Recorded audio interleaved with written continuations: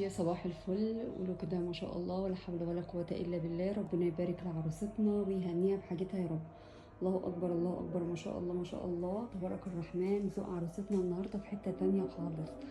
من يمة ايه يا جماعة؟ من يمة الازاز بتاعها، الكريستالات، الحاجة بتاعتها، تبارك الرحمن ما شاء الله زي ما انتم شايفين. دي مجموعة مع بعضها كده، شيالة الكحك معاها الطفاية الكريستال بتاعتها، طبق الفاكهة، الفازة الكريستال، بونبونيرة ما شاء الله. وهنا دي حاجة النيش ما شاء الله تبارك الرحمن زي ما انتم شايفين. ده كده حاجة النيش، ده كده طقم كاسات كامل مع بعضه، مجموعة بأحجام مختلفة، ومعاه طقم الشاي بالطبق بتاعه. اللهم بارك يا رب. وهنا دي قارورة بوهيمي ما شاء الله، وطقم كاسات RCR. وهنا ده طقم استكانة قهوة حلو جدا تبارك الرحمن. الطقم ده يعني حاجة كيوت كده وقمر.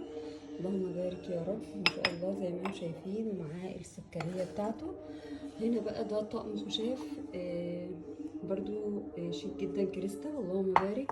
هنا ده طقم الصيني بقى وجماله، اللهم بارك، حلو قوي قوي قوي ما شاء الله. ده كده شكل الطقم الصيني بتاع عروستنا. وهنا ده الشاي والجاتون زي ما انتم شايفين رسمته قد ايه شيك جدا، اللهم بارك، بالسكرية والاطباق بتاعته.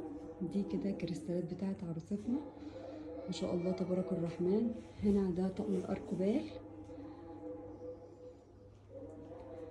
ما شاء الله شيك قوي قوي قوي.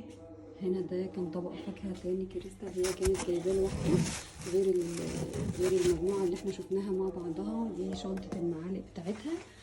ده كده شكل النيش بتاع عروستنا، اللهم بارك. هننتظر بقى ان شاء الله نشوف النيش بعد الفرش ان شاء الله هيكون في حته تانية.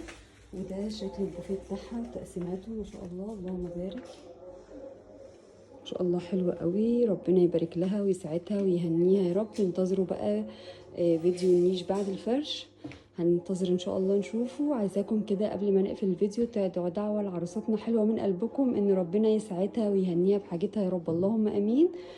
السلام عليكم ورحمة الله وبركاته.